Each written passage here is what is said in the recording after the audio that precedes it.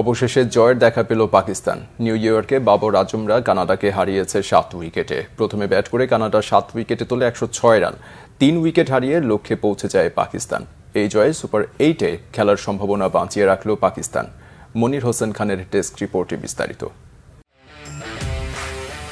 অন্য সময় কানাডার বিপক্ষে পাকিস্তানের জয় নিয়ে কোনো প্রশ্নই উঠত না, তবে নিউ ইয়র্কের নাসাউ স্টেডিয়াম পাকিস্তানের বদ্ধভূমি।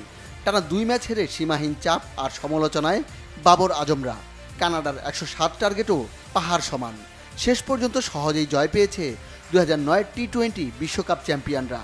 কোমায় থাকা পাকিস্তান ক্রিকেট পেল একটা লাইফলাইন। আগের 3 ম্যাচের রেজাল্ট দেখলে এখানে যে কেউ আগে ব্যাটিং করা নিরাপদ মনে করবে। বাবর আজম উল্টোটাই ভাবলেন। টস জিতে বল হাতে তুলে নিলেন। কানাডার অপেশাদার ব্যাটিং লাইনের বিপক্ষে আমিরের নেতৃত্বে জ্বলে উঠলেন পাকিস্তানের পেস ব্যাটালিয়ান। তবে কানাডার একজন আছেন বুক চিতিয়ে লড়াইয়ের জন্য। পাকিস্তানের চক্ষুশূল যুদ্ধের ময়দানে একাই 100 অ্যারন জনসন। তার ব্যাট থেকে এলো 44 বলে 52 রানের ঝকঝকে ইনিংস। এই উইকেটে যা সেঞ্চুরির সমান। খুব বড় স্কোর পায়নি কানাডা, তবে নাসাউয়ের ড্রপ ইন পিচে 107 রানের টার্গেটও পর্বত ডিঙানোর সমান। পাকিস্তানের শুরুটা হলো দেখে শুনে। অধিনায়ক বাবর আজমের বদলে রিজওয়ানের ওপেনিং সঙ্গী সাইম আইয়ুব। তবে দলের বিশ্রামেই সাজঘরে সাইম। আবারও ম্যাচের হাল ধরার দায়িত্ব পড়ল বাবর রিজওয়ানের ওপর।